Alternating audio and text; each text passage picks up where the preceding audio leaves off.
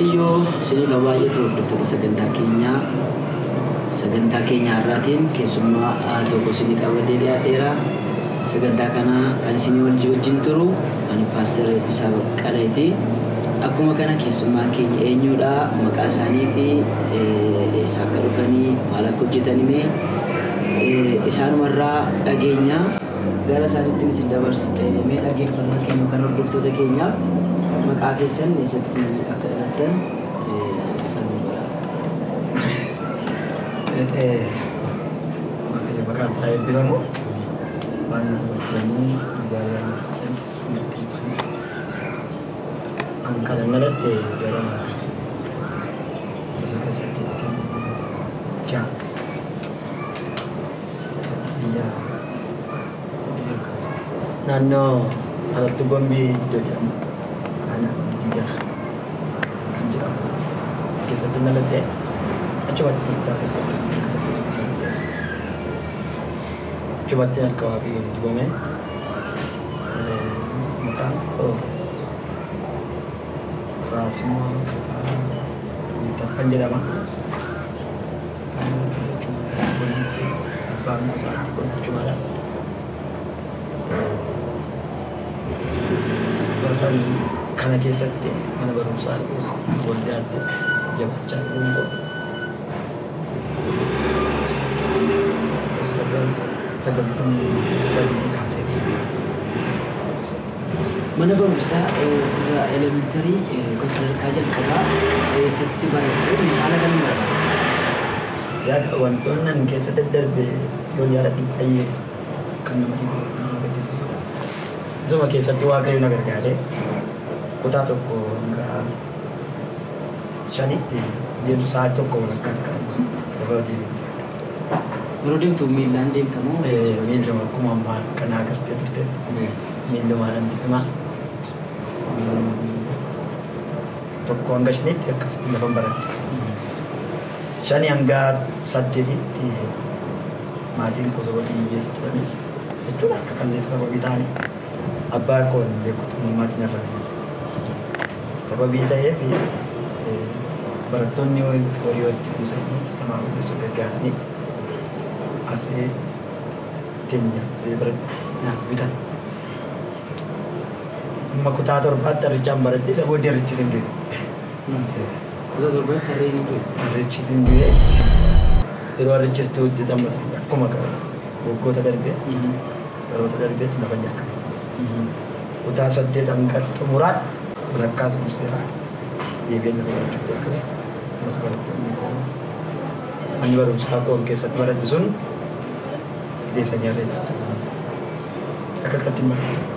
Isa boodaa kutaa sagalii fudhan jaalatti biyya jedhamu kan kutaa jaha keessatti. Jaalatti walakkaa malee keessa naannoo maddiitti? Utuu hin ta'in kutaa jaha keessa. Beenishaangul keessa jechuudha. Achitti saafee waan baradhee sadarkaa amma kanaa keessatti beelifee. Beenishaangulitti amma meeqatti baratti? Kutaa kudhanii. Sagalii kudhanii. Amma barnoota maalirra ta'a? Waaqayyo na gargaaree 2006 maatiriikii. Baay'een barumsa koo iddoo kenna. Hojii waaqayyo as baay'ee iddoo kenna. Eenyummaan godhatti nagahama. Yeroo deemus yeroo baradhu kana keessatti yeroo hojii waaqayyo keessatti sammuu koo waan tokkoon yeroo barataa turte wantoonni atiitti ammammaa gadditu mudannoo si gaddisiisa maal? Na yaadadha 2004 kutaa kudhanii maal? Arratti sama jinituun baraduu arratti na obbiste. Obbiste kana bira cabsitee turte. Baay'ee na obbiste. Of jagadeen irra taa'aa jira. Waan ishee biratti koo na obbiste baay'ee ture. Miidhamee garajjee namaa wayii kan ta'u. Amma sana keessatti as tamaaronni koo malatti fayyadamu. Ammaan kan fooyya'ee of danda'ee deemuufi mana barumsaa dabarsiisu. barumsa dugdaan qabaa. Wala maaf jaamate kee yeroo fudhadhee dursee qabxiin ni biraatti na. Taphulanitti. Laakitee bate deebi'uu kuni deebi'u isi waaqayyo akka barbaade naa ture mana macaafaa godhatee kan xumuree bahee booda gan baradhee asuusaatti baradhee achumattan deebi'ee mana barumsatti akkabee riinfudhee waaqayyo na gargaaree kun har'a waggaa lammaffaa kun keessa jira. Amma kan eenyu supporti si godhe eenyutu si gargaara eenyu si kenna. Yaa kan gargaarsa maatii siin beekachuuf hin dubbadhee kan nasus namni na an hawwadhee kanarra akka ta'e kan baddee biriis naa bitaa dabtaris naa bitaa ayyaas naa bitaa hin jedhu. Maaliif gaafa akkas jedhu sammuun namaa waan deebisee anaan namii waan ta'eef eenyutu ni wajjin hojjetamu. Nan qara danda'a waaqayyo. Ofin danda'a jechuun nan danda'a. Yuunivarsiitiin dhaabbatee qaba.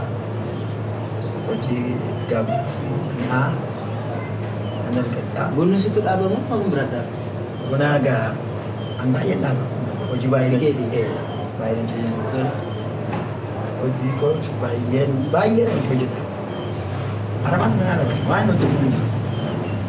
Yeroo mana barumsaa elementary barattu sana keessatti barattu yoo burtukaanii, mangoo, qoccoo wantoota akkas jedhaman hundumaa nan nagada.